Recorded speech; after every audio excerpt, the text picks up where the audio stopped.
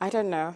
Nigerian government, the army, should tell the world what has happened to him, because they were the last people who were in touch with him, because he was trapped in the house when they went to invade the house. And that was when he called me. He says, "Dog, can you hear the gunshots?" You know, I panicked. I started screaming. I said, "What's going on? What's going on?" He said to me, "The military men are here. They are shooting." Loads and loads of people died, lost their lives, and Nnamdi Kanu is nowhere to be found. I mean, how do you raise a child who has a father but doesn't have a father? What do you do? It's difficult. That's very emotional. Okay. Do you show him pictures? What do you do? Yes, before the invasion, we would, be on. We're doing WhatsApp, Skype, video calls, and so he knows him. And now that he's not even, we don't know where he is, if he's alive or dead. He goes sometimes. He says "Daddy," and that kills me more because I don't know what to say to him. Was there any feeling at the time that what he was doing could be dangerous, but also quite possibly illegal, and would put him in the radar of the government?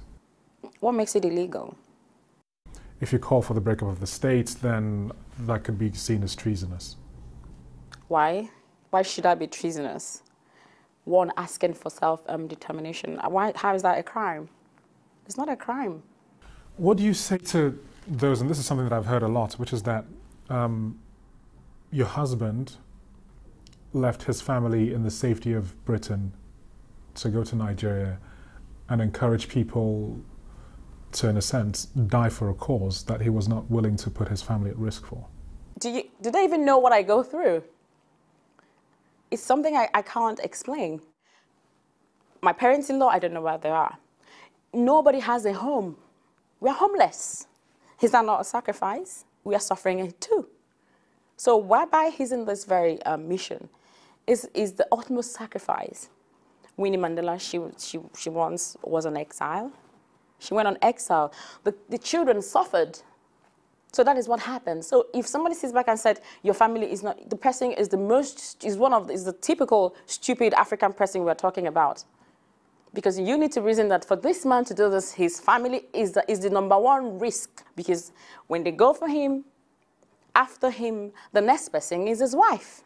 So looking ahead to the next election, do you think that your husband's issue should be one of the things which people think about as they go to the polls? In the next coming election, need to have that in mind, that for us to ever be better, we need to stand up. Yes, Nnamdi Kanu's issue should be the #1 thing. Where is he? You need to provide him, at least tell us where he is. You need to at least do something before you run an election. Otherwise, we're not going to vote.